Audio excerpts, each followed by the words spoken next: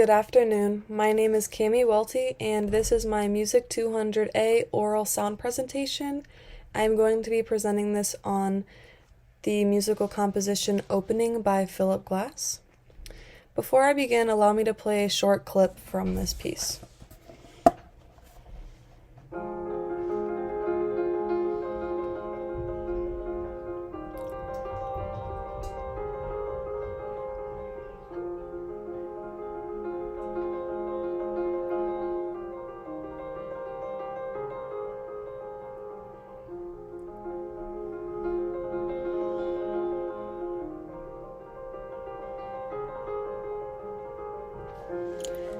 Thank you.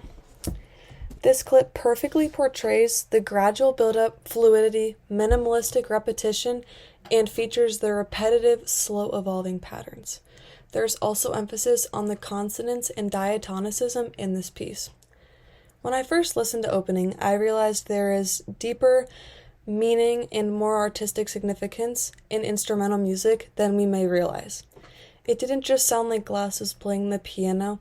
It felt like he was trying to paint a deeper, more emotional picture as well.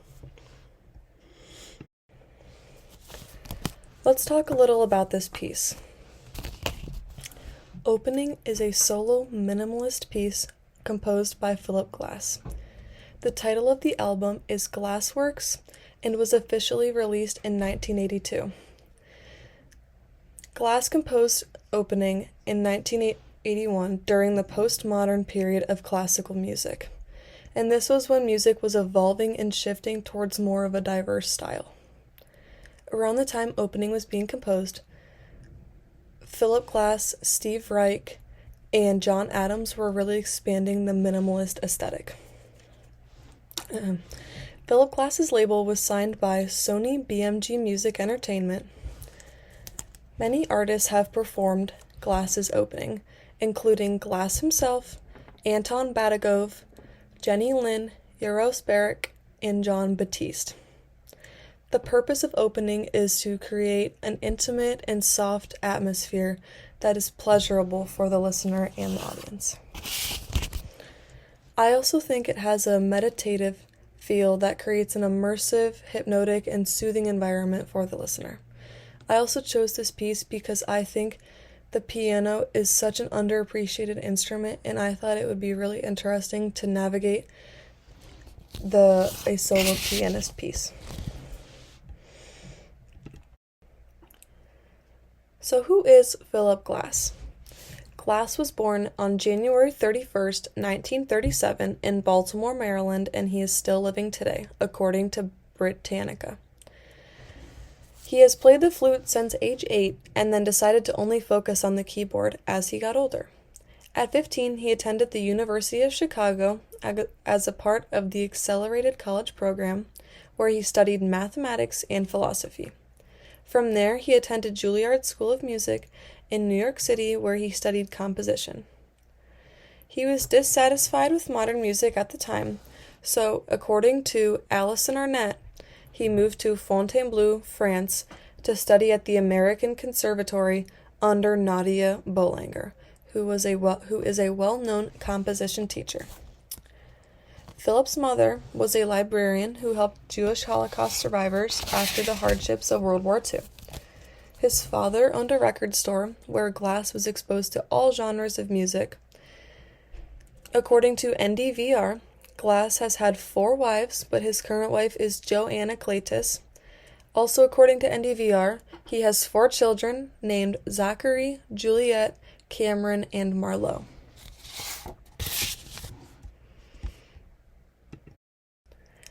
Let's discuss some of the successes and failures within Philip Glass's lifetime. According to Radio Paradise, in total, Glass has produced 15 operas, numerous chamber operas, musical theater works, 14 symphonies, 12 concertos, 9 string quartets, and many film scores. These all led him to achieving a Golden Globe Award, as well as nominations for 3 Academy Awards, 4 Grammy Awards, and a Primetime Emmy Award. But along with these successes, Glass has also had failures and setbacks in his life as well. Lolo Fadulu stated, before his days of being a musician, Glass worked in New York City as a taxi driver just to make ends meet. He also worked as a plumber, furniture mover, and gallery assistant.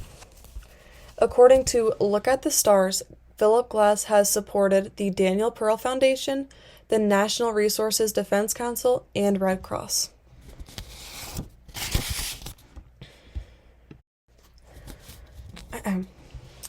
One major description of opening is the word fluidity. The phrases in this piece are clearly defined by shifts in dynamics and tempo. The slight shifts in tempo at the beginning and end of each phrase gives the image of gliding into the melody. Both the tempo and dynamics shift in unison. As the tempo increases, the dynamics do as well, vice versa. The meter is in 6/8, which gives this composition a similar feeling to the waltz. You can clearly hear how Glass drew from the Baroque era of music, with repeated phrases and several melodies working in unison with one another. However, Glass adds his own twist by allowing the fluid tempo and less rigid rhythms. According to OpenAI, there is a balance of unity and contrast in this piece. The unity is formed through consistent tempo with smooth harmonic shifts and small variations in dynamics, texture, and harmony, which keeps everything connected. The contrast in this piece is portrayed through textural solidness and emotional flow as well.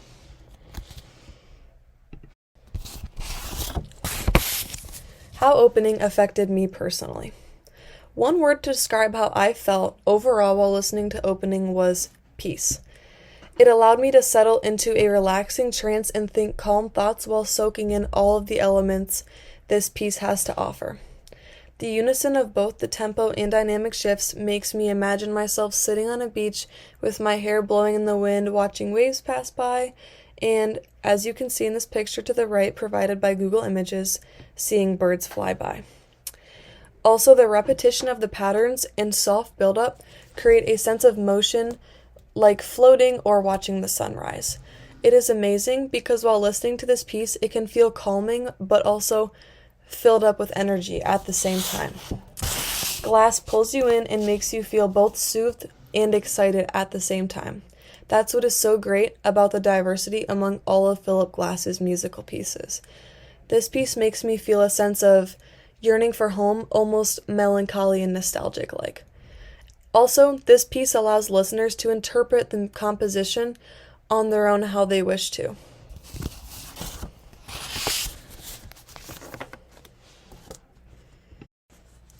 Here's my works cited page. Thank you so much for listening to my presentation, and I hope that you learned a little bit more about Philip Glass and the piece opening. Thank you.